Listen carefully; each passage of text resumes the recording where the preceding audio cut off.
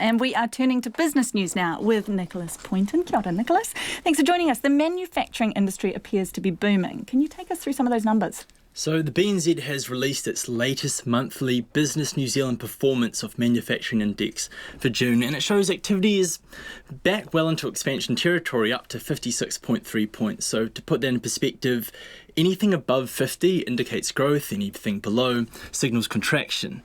So what we're seeing for June is a huge gain on where the industry was in May and April, where activity really slumped to levels lower than what we saw during the GFC.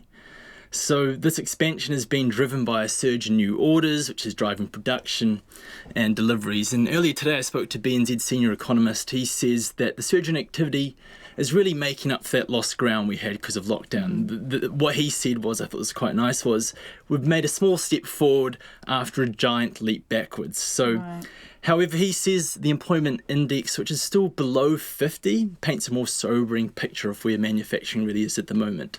It shows really that people are not really getting hired. So this is something that we kind of have to really keep an eye on going forward to see, as production activity goes up, are we going to start seeing more and more people being hired in the sector?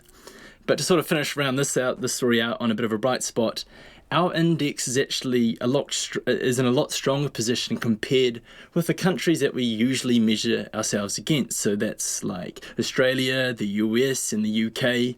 And this is a real turnaround given our index was tracking a lot lower than these countries over lockdown.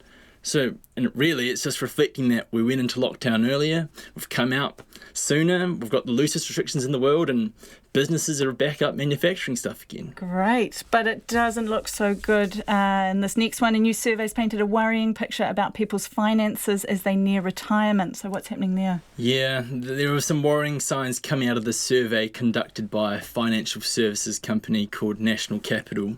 So they surveyed 1,000 people who were 10 to 20 years away from retirement. So we're talking people in their late 40s, late 50s. And what they found was 2/3 thought that they weren't in the financial position they wanted to be in with retirement coming on. And about half of those were worried about the future. But despite their anxiety, only 1/5 had said that saving was a real priority at the moment. It's just something that's not always at the forefront of our minds. And to top it all off, 14%. Only 14% had sought financial advice on how they can prepare for the future better. So I think you can sort of look at these findings in two ways. It's sort of saying a couple of things or trends that have emerged. And I think on one hand, it says, what really speaks to the fact that as a country, we have a really poor overall track record when it comes to financial literacy. I don't know about you, but when I was at school, getting taught about money, how to save it, how to use it, what it even is, something we weren't really educated in. Not me either. No. And I think another thing that's probably worth mentioning with regard to this is that it's worth acknowledging that a lot of people right now are under a lot of real financial pressure. So, we are in the middle of a recession, really. So when it comes to planning and retirement and putting money away each week, for some people, that's a real luxury, It's a privilege to be able to actually be in a position where you can afford to put money away each week. Absolutely, yeah. So shall we get to the markets? Yeah, what's been happening there? So the NZX Top 50 closed up 0.2% by 79 points to 11,584. ASX 200 down slightly, about 0.1%.